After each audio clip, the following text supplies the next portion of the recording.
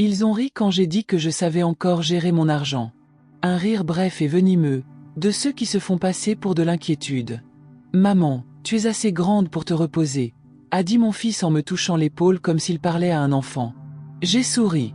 Je me suis tue. Mais en moi, quelque chose s'est éveillé, ni colère, ni tristesse. Juste une vieille certitude. Personne ne peut me voler ce que le temps m'a appris. Dans cette pièce aveuglante, entourée de voix jeunes et impatientes, j'ai compris qu'ils avaient décidé de m'enterrer vivante, non pas au cimetière, mais dans l'invisibilité. Ils voulaient ma maison, mes économies, mon silence. Ils disaient que c'était, par amour, pour me protéger. Comme si une femme de mon âge était incapable de réfléchir. Comme si la sagesse avait une date de péremption. J'observais le regard calculateur de ma belle-fille tandis qu'elle parlait de planification familiale. Ses longs ongles tambourinaient sur la table. Son sourire était trop mielleux. Le tic-tac de l'horloge marqua la seconde précise où je compris. Leur plan était déjà en marche. C'était comme voir un incendie se déclarer derrière les murs, invisible à tous, mais que je sentais. Le plus cruel, c'est que leur trahison ne venait pas de l'extérieur, mais de ma propre maison. Ils disaient ne pas vouloir me faire de mal, juste mieux gérer la situation. De belles paroles pour masquer la réalité, l'ambition. Et c'est à ce moment précis, au milieu des paperasses et des promesses fallacieuses, que j'ai compris que leur amour avait un prix, et que, ironiquement, c'était moi qui en payais la facture. La nuit, le silence de la maison semblait se moquer de moi. Le bruit du réfrigérateur, le tic-tac de l'horloge, le vent qui frappait la fenêtre. Tout conspirait à me rappeler ma solitude. Mais ce qu'ils oubliaient, c'est que le silence, pour ceux qui ont appris à survivre dans le silence, est un terreau fertile. C'est là, entre deux souvenirs, que mon esprit s'est mis en branle. Je ne savais pas encore comment, mais je savais quoi. Ils allaient apprendre la différence entre sous-estimer et détruire.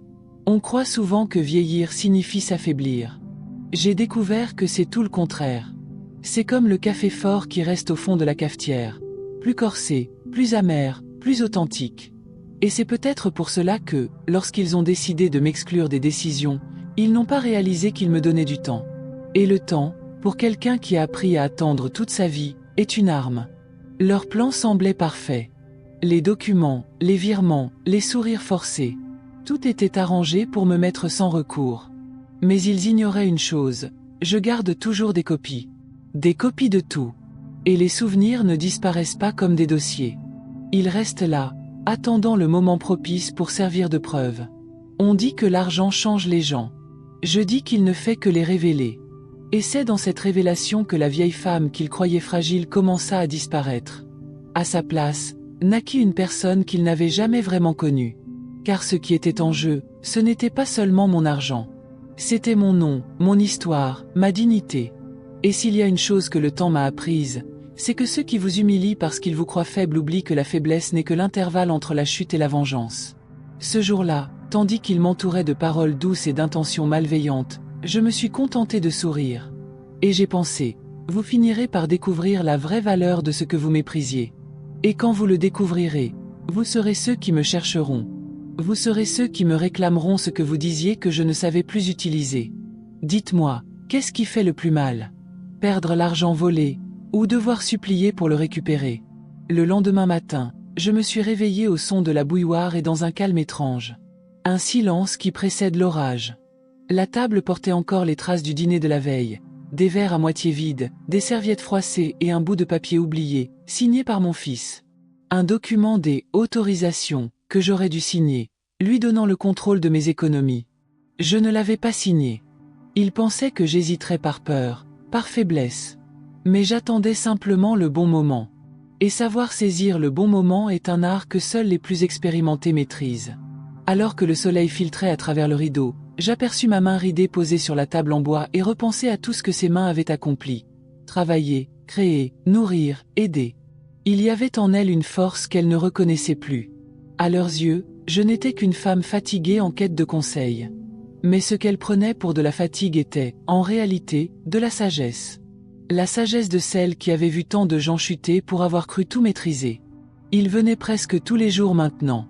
Toujours avec la même conversation, déguisée en inquiétude. « Maman, tu pourrais te reposer, nous laisser faire. » Je faisais semblant d'y réfléchir. Je posais des questions innocentes. Je les laissais parler plus qu'ils n'auraient dû. C'est comme ça que j'ai compris qu'ils avaient déjà commencé à toucher à mes comptes. De petits virements, des sommes manquantes, sans explication. Et moi, imperturbable, je me contentais de regarder. La confiance est une monnaie étrange. Plus on en accorde, plus elle perd de sa valeur. Et je me suis rendu compte qu'à un moment donné, ma famille avait commencé à me voir comme un coffre-fort encore vivant. Un réceptacle de souvenirs, d'histoires et d'argent. Mais ce qu'ils ignoraient, c'est qu'avant d'être mère, j'étais femme d'affaires. Avant d'être grand-mère, j'étais une femme de chiffres, de tableurs et de contrats. Et je n'ai jamais rien oublié. J'ai passé la nuit à éplucher des documents, à rouvrir de vieux dossiers, à recouper les informations. J'ai trouvé un relevé bancaire qui ne mentait pas. Mon propre fils avait utilisé mon nom pour contracter un prêt. Une somme importante, suffisante pour me ruiner si je ne m'en étais pas aperçu à temps. J'avais le cœur brisé, bien sûr. Mais pas de surprise. C'était la prise de conscience qui me pesait. La trahison est toujours moins choquante quand on la sent venir avant même d'en voir le visage. Je n'ai pas pleuré. Je n'ai pas crié. Je me suis simplement levé, j'ai fait du café et j'ai commencé à écrire. Un plan. Un plan qui n'impliquait ni police ni scandale. Je ne voulais pas d'une vengeance digne d'un feuilleton. Je voulais une justice maternelle. Celle qui instruit à travers la douleur, sans pour autant perdre sa beauté. En notant chaque étape, j'ai réalisé que tout ce que j'avais vécu m'avait mené jusqu'ici. Chaque refus étouffé, chaque interruption, chaque conversation où l'on me traitait comme si j'ignorais tout de l'argent. Tout cela me donnait du courage. Il pensait que le temps m'avait affaibli.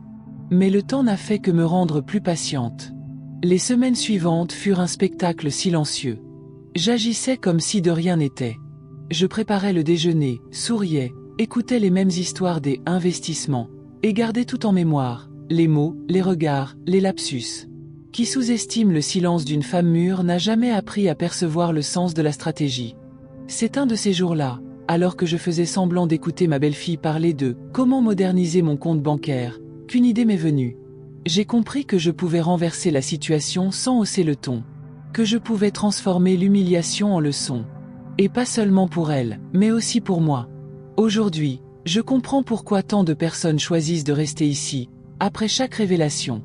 Car il y a quelque chose de profondément puissant à voir quelqu'un récupérer ce qu'on a tenté de lui prendre. Sa dignité, le respect, le pouvoir de décider. Et c'est précisément ce que j'ai décidé de faire. Les laisser croire à leurs propres mensonges jusqu'à ce que la vérité devienne indéniable. Je ne savais pas encore comment cela finirait, mais je savais que le moment venu, il ne se contenterait pas de me demander pardon. Il me demanderait quelque chose d'encore plus grand. Quelque chose que, paradoxalement, j'aurais le pouvoir d'accorder ou de refuser. Et ce matin-là, en prenant mon café, j'ai réalisé que la patience est l'arme la plus redoutable d'une femme sous-estimée. Le temps passa et la maison se remplit de sourires forcés. Il venait me voir plus souvent qu'à l'ordinaire, apportant des fleurs bon marché et des phrases toutes faites. « Tu es magnifique aujourd'hui », disait-il, comme pour distraire un chien de garde avec un morceau de pain. J'observais tout en silence, chaque geste, chaque échange de regards. L'hypocrisie a une odeur, et je la sentais flotter dans l'air, mêlée au doux parfum de ma belle-fille. Un soir, j'ai entendu des rires étouffés venant du salon. Je me suis arrêté dans le couloir sombre et je les ai vus tous les deux assis sur le canapé, en train d'examiner mes documents. Mon fils, fronçant les sourcils, a dit que c'était pour faciliter la succession. Et elle, de sa voix douce, a parlé de préparer l'avenir de la famille. Je me suis appuyé contre le mur, et pendant une seconde, le monde a semblé tourner. Ces papiers qui représentaient une vie de labeur, de sueur et de lutte étaient maintenant des jouets entre les mains de celle que j'aimais le plus. Quand j'ai réalisé que mon nom était déjà utilisé pour ouvrir des comptes et conclure des affaires, j'ai eu un frisson. Mais je n'ai pas pleuré. Le désespoir est un luxe qu'une femme mûre ne s'accorde pas. Nous apprenons que lorsque la terre tremble, ce qui nous soutient, ce n'est pas un cri, mais la fermeté de nos pas. Alors, j'ai agi. Je suis allé discrètement à la banque, j'ai réinitialisé mes mots de passe et j'ai demandé mes anciens relevés. Le directeur, un jeune homme pressé, m'a regardé avec condescendance. « Êtes-vous sûr de bien comprendre ce que vous demandez ?» a-t-il demandé en souriant.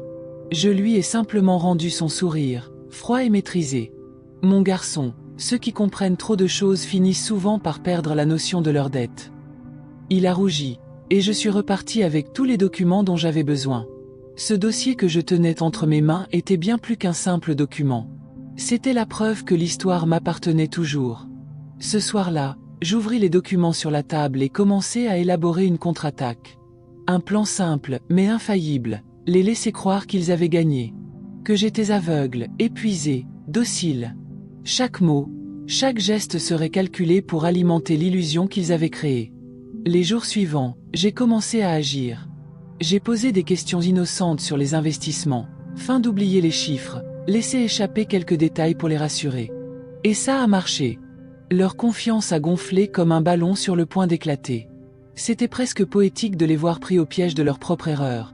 Deux adultes qui confondaient âge et faiblesse, expérience et inutilité. Mais au fond de moi, il y avait quelque chose de plus lourd que la colère, la déception.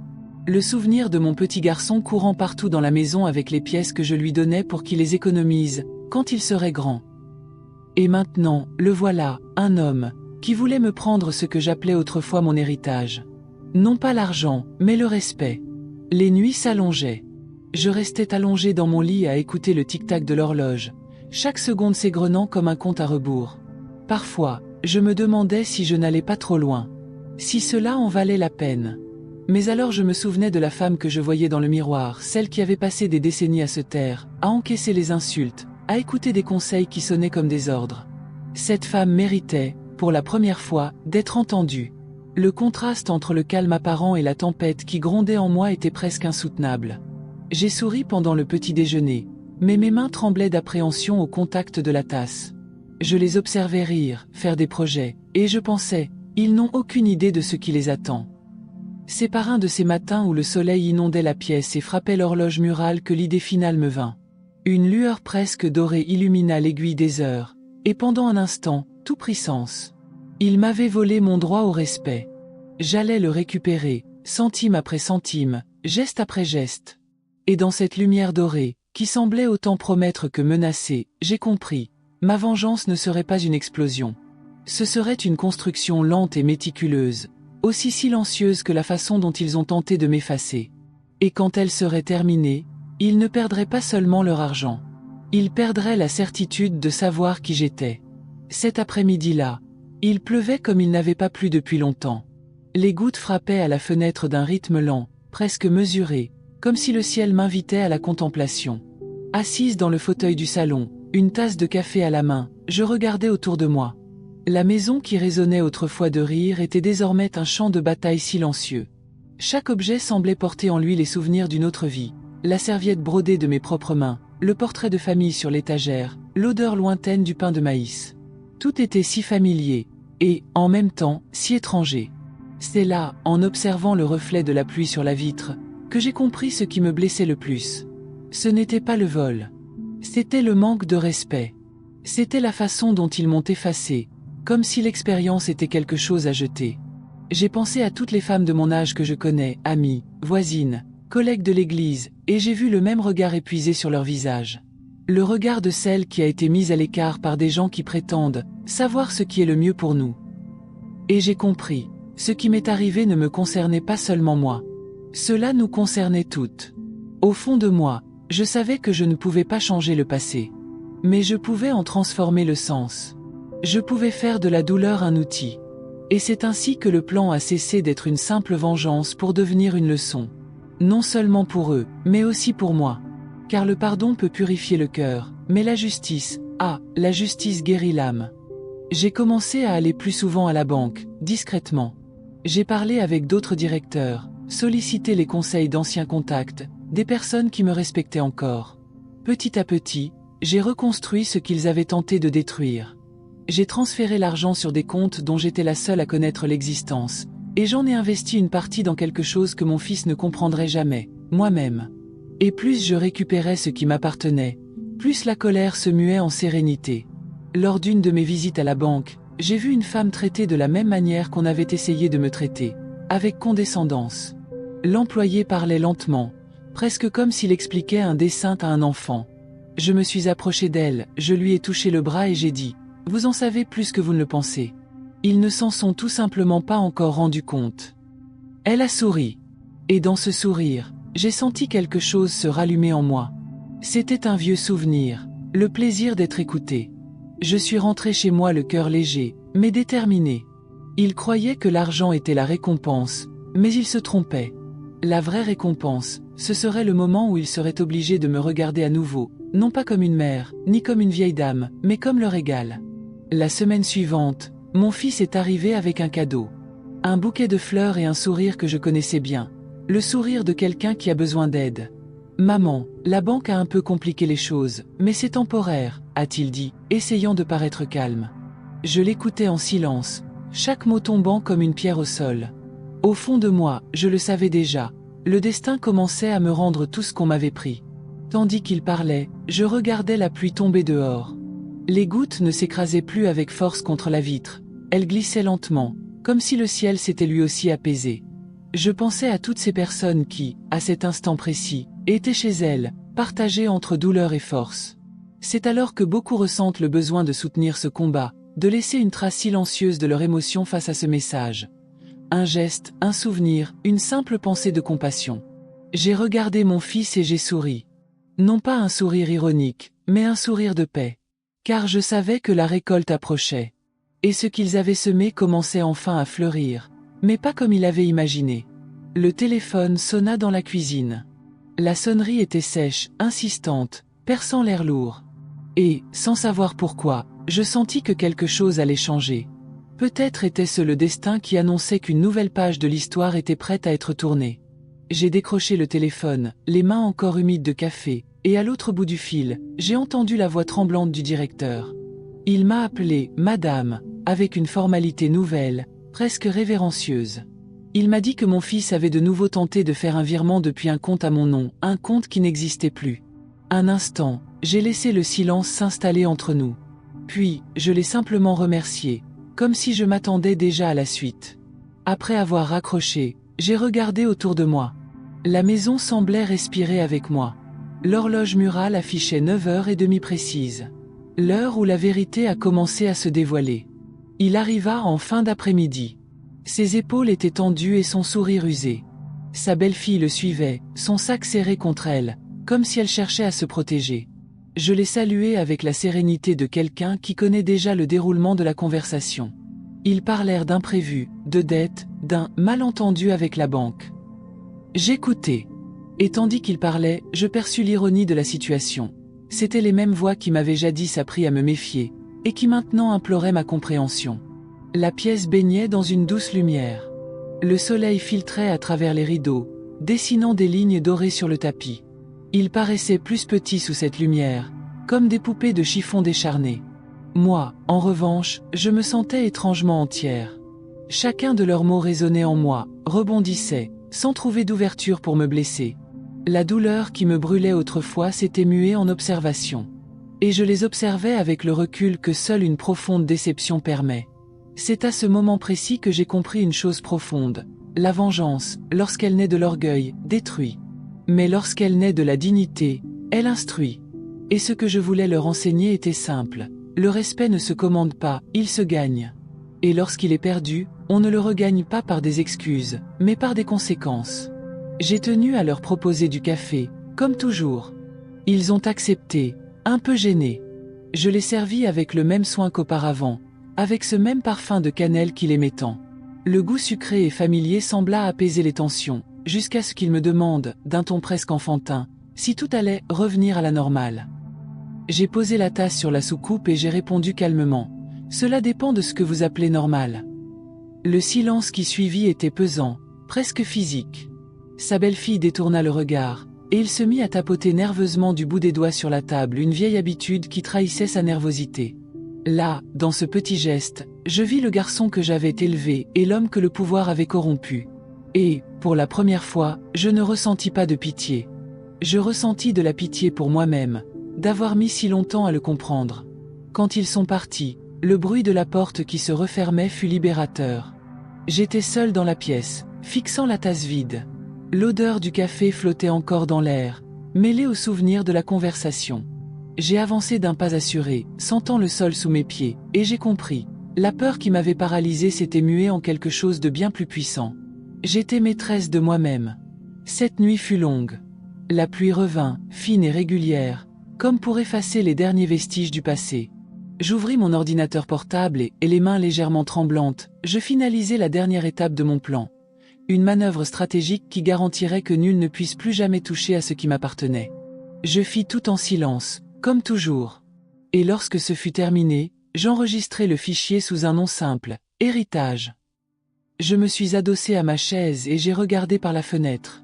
Les réverbères reflétaient de minuscules étoiles dans la flaque d'eau du jardin. J'ai repensé à toutes ces fois où je m'étais senti invisible, et maintenant, paradoxalement, c'est dans cette invisibilité que je puisais ma force. La force d'agir sans être vu.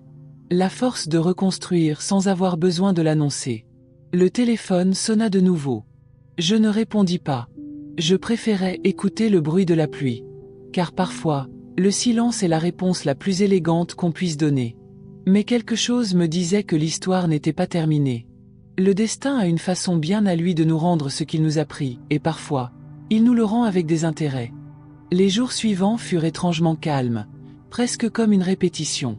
Cette paix qui précède le changement, quand le monde n'a pas encore réalisé que quelque chose est déjà en train de se transformer.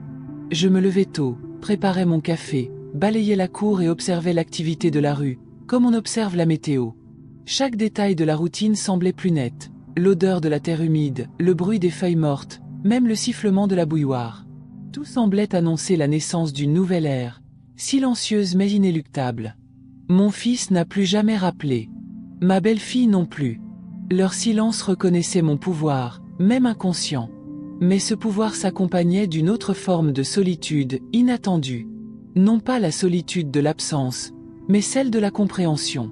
Quand on voit trop de choses, le monde autour de soi se rétrécit.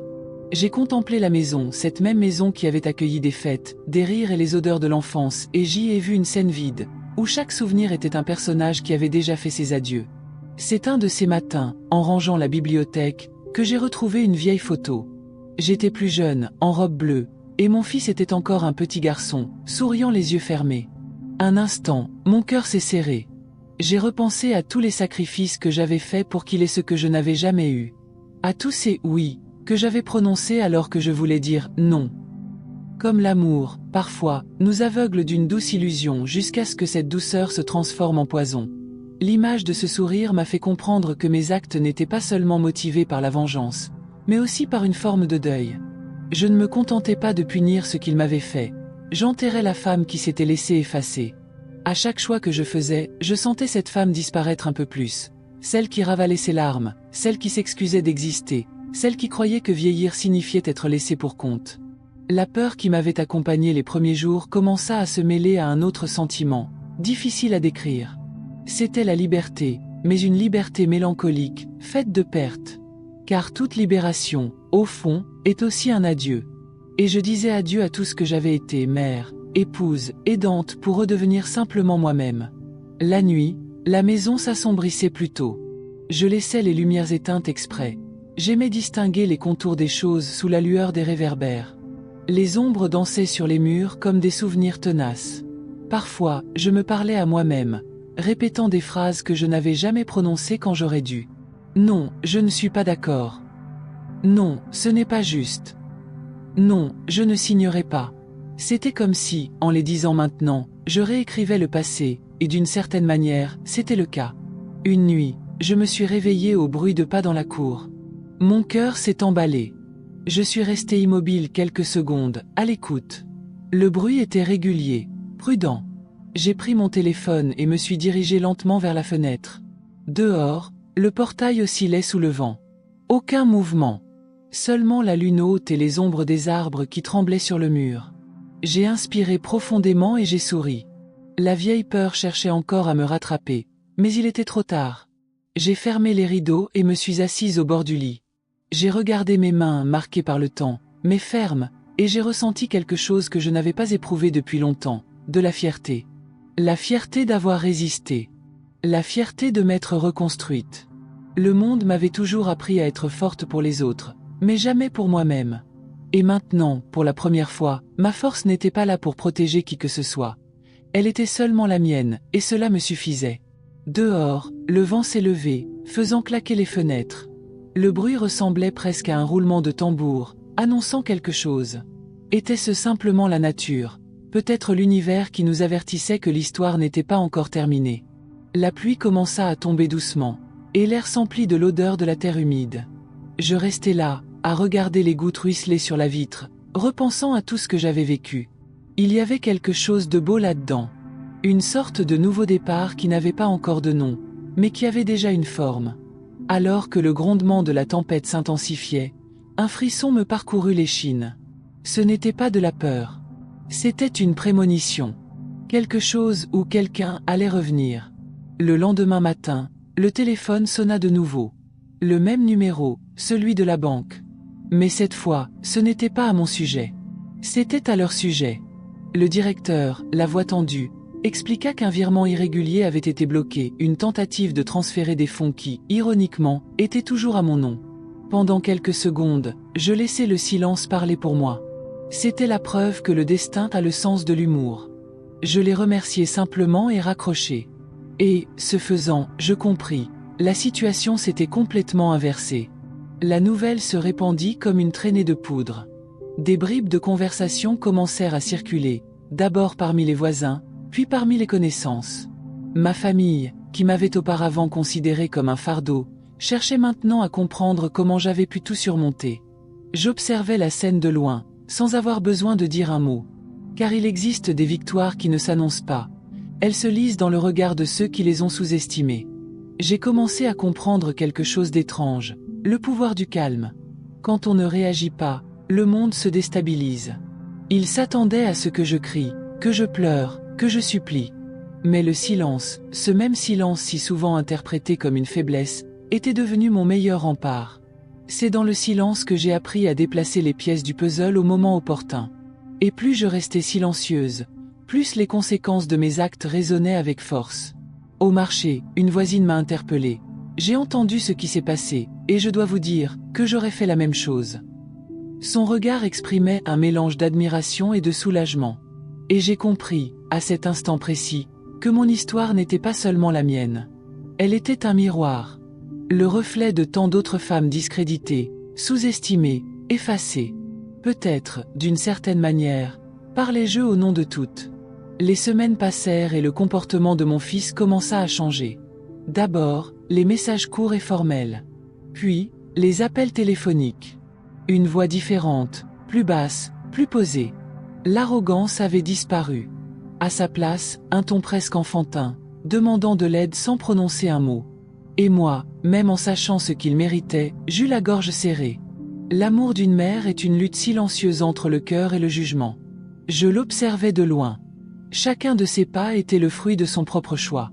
Et pourtant, au fond de moi, quelque chose vacillait, entre satisfaction et tristesse. Car la victoire n'est pas toujours synonyme de joie.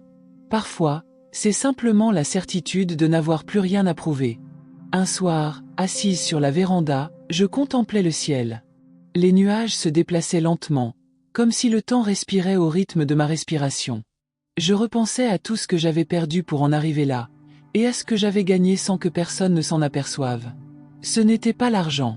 C'était la maîtrise de mon propre destin. Le sentiment d'enfin être aux commandes du récit de ma vie.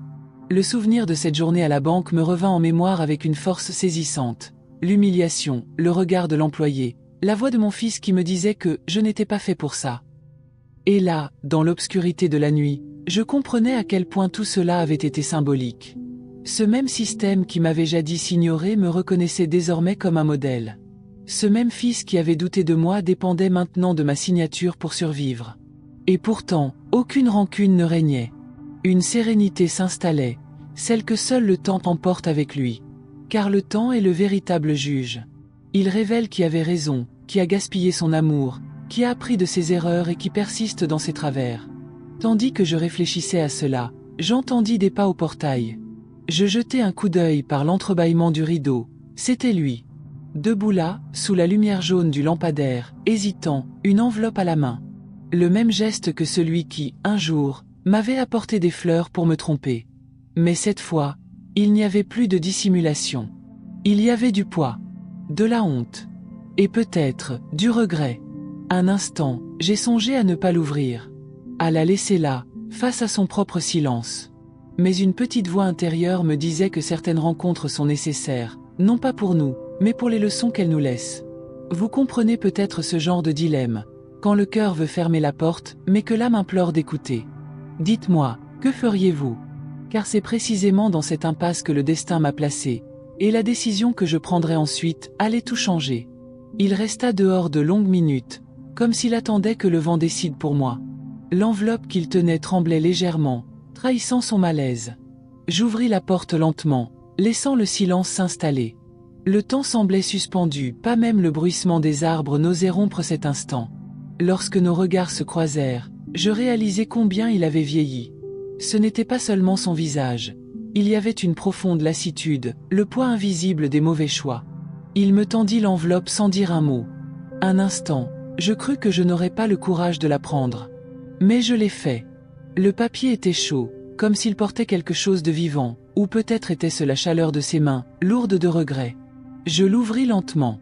À l'intérieur, une lettre manuscrite, l'écriture tremblante. Les premières lignes étaient une confession, les suivantes, une supplique. Et entre deux excuses, une phrase qui me frappa. Je n'ai réalisé ta valeur que lorsque j'ai eu besoin de ce que tu as construit. C'était ironique. Celui-là même qui m'avait jadis dit que j'étais trop vieille pour comprendre l'argent me demandait maintenant de l'aide pour ne pas tout perdre. Je refermai la lettre et la posai sur la table. Il me fixait, attendant une réaction, un geste, une ouverture. Mais je ne lui en fis aucune. J'appris que le silence, bien employé, est plus puissant que n'importe quel mot. Je me suis assise devant lui, et un instant, le temps a semblé s'arrêter. J'ai revu le garçon qui m'avait jadis demandé du réconfort, l'adolescent qui m'avait promis de prendre soin de moi quand je serais vieille. Celui-là même qui, plus tard, m'a abandonné, troquant l'amour contre le confort. La vie a une façon cruelle et juste de rétablir l'équilibre. À présent, c'était lui qui cherchait refuge, et moi qui détenais la clé. Dehors, le ciel commençait à s'assombrir. Les premières gouttes de pluie frappaient le toit, lentes, régulières, comme pour rythmer une conversation qui n'avait pas lieu. À chaque coup de tonnerre lointain, ses mots semblaient s'évanouir. Il tentait de s'expliquer, hésitant entre justification et larmes contenues. J'écoutais, sans l'interrompre. Non par empathie, mais par respect pour la vérité qui, enfin, se dévoilait. Il a parlé de regrets, d'erreurs, d'illusions. Mais ce qui m'a frappé, ce n'était pas sa demande, c'était son regard, ce regard de quelqu'un qui, pour la première fois, voyait la personne derrière sa mère. Et soudain, j'ai compris que ce moment n'était ni une question de vengeance, ni de pardon. Il était question de compréhension. De ce que le temps fait lorsque la vie nous oblige à regarder dans les yeux de ceux que nous avons blessés. Tandis qu'il parlait, mes souvenirs défilaient devant moi comme un vieux film. Les disputes, les silences, les fois où j'avais ravalé ma fierté pour préserver la paix. Tout revenait, mais sans douleur. Uniquement avec une clarté froide, presque scientifique. La douleur avait déjà rempli son rôle. Désormais, elle n'était plus qu'un sujet d'analyse. Quand l'horloge a sonné 9 heures, la pluie s'est intensifiée. Il s'est tu. Nous sommes restés là, face à face, deux survivants d'une guerre que ni l'un ni l'autre ne souhaitions gagner. Et c'est à cet instant que j'ai compris quelque chose d'essentiel. Il n'y a pas de victoire quand c'est la perte qui nous unit. Je me suis levé et suis allé à la fenêtre. Les réverbères se reflétaient sur la vitre, déformés par les gouttes de pluie. J'ai simplement dit, la vie est faite de détours, mon fils. Mais elle ne revient pas toujours au point de départ. Il m'a regardé, perplexe, et avant qu'il puisse poser une question, j'ai ajouté, parfois, on atteint un point de non-retour. Il ne reste plus qu'à apprendre. J'ai pris l'enveloppe et la lui ai rendue. J'ai dit que je la lirais attentivement, que j'avais besoin de réfléchir. Il a hoché la tête, comme s'il comprenait qu'il n'avait plus aucune emprise sur quoi que ce soit. Puis, avant de partir, il a murmuré quelque chose de presque inaudible, « Pardonnez-moi », que le vent a emporté avant que je puisse répondre. J'ai refermé la porte avec précaution. Le claquement du verrou a résonné dans la maison, comme un poing. Je me suis rassis, le cœur apaisé, mais toujours éveillé. Dehors, l'orage redoublait d'intensité, et un instant, j'ai cru entendre le grondement lointain du tonnerre me répondre. Mais la vérité, c'est que la lettre était toujours là, sur la table. Intacte. Et il y avait en elle quelque chose qui semblait palpiter. Je savais que ce papier recelait une révélation plus profonde. Quelque chose qu'il n'avait pas le courage de dire à voix haute. Quelque chose qui pouvait tout changer, à nouveau. Après son départ, je fixai l'enveloppe pendant de longues minutes. Toute la maison semblait entendre ma respiration. Le bruit de la pluie, jusque-là lointain, frappait maintenant aux fenêtres comme des doigts impatients qui supplient d'entrer. Cette lettre paraissait avoir un poids disproportionné à sa taille, comme si elle renfermait quelque chose de vivant, de palpitant, prêt à tout bouleverser une fois de plus. Je la pris avec précaution, comme on tient une vérité qui menace de nous mordre. Assise à table, je fixais l'écriture tremblante. Les lettres irrégulières en disaient long, bien plus que les mots eux-mêmes. Elles révélaient lassitude, regret, et peut-être même peur. J'ouvris lentement l'enveloppe, écoutant le bruit du papier déchiré comme un son interdit. Les premières lignes étaient conformes à mes attentes, des excuses, des justifications, des souvenirs déformés. Mais soudain, le ton changea. Les mots devinrent plus denses, plus personnels, presque désespérés. Il a avoué qu'une partie de l'argent qu'il prétendait avoir investi avait été détournée, non pas par erreur, mais par une confiance aveugle en une personne de son entourage. Une femme qui l'a trompé, qui l'a convaincu qu'elle pouvait faire fructifier la fortune familiale. Et qui, au final, a tout pris. Jusqu'au dernier centime. J'ai lu cela et j'ai ressenti un mélange d'indignation et d'ironie. Ce même fils qui me traitait de naïve avait été victime d'une escroquerie encore plus grande. Mais ce qui m'a vraiment frappé, ce n'était pas l'escroquerie en elle-même. C'était le nom. Un nom que je connaissais très bien. La femme qui l'avait dupé, je l'avais moi-même recueillie des années auparavant, alors qu'il était encore adolescent. Une jeune femme à la voix douce, au regard vif et au sourire facile. Je l'avais aidée à trouver son premier emploi. Je l'avais hébergée quand elle n'avait nulle part où aller. Et maintenant, le destin me révélait qu'elle était devenue le reflet parfait de l'ingratitude que j'avais moi-même cultivée. La pièce semblait se rétrécir. L'air s'alourdissait, s'épaississait, comme si le passé revenait me hanter. Dehors, la pluie redoublait d'intensité, et le bruit des gouttes contre la vitre rythmait ma respiration. Je me levai lentement et allai vers le miroir. Le reflet me montra une femme transformée, des traits fermes, des yeux chargés d'histoire, un silence tranchant comme une lame. Quelque chose de nouveau était apparu. Un calme inquiétant, le calme de celle qui a conscience de son propre pouvoir. Le plus étrange, c'est qu'au lieu de colère, j'ai ressenti une sorte de lucidité. Tout a soudainement pris sens. Chaque geste, chaque mot, chaque trahison. Le monde ne me devait plus rien. Et je ne devais plus rien à personne. Au fond de moi, la vie m'avait toujours préparé à ce moment. J'ai appris à perdre pour apprendre à choisir. Et choisir, désormais, était mon plus grand privilège. J'ai repris la lettre. J'ai lu les dernières lignes. Il disait avoir besoin de moi, non seulement pour l'argent, mais aussi pour la force qu'il voyait en moi. La femme que j'ai humiliée est la seule qui puisse encore me sauver. Cela m'a frappé d'une manière étrange, non pas comme un compliment, mais comme une prise de conscience tardive. Il avait enfin compris ce que j'avais toujours été, même quand personne d'autre ne l'avait vu. Je suis retourné à la fenêtre. La rue était déserte, baignée de reflets.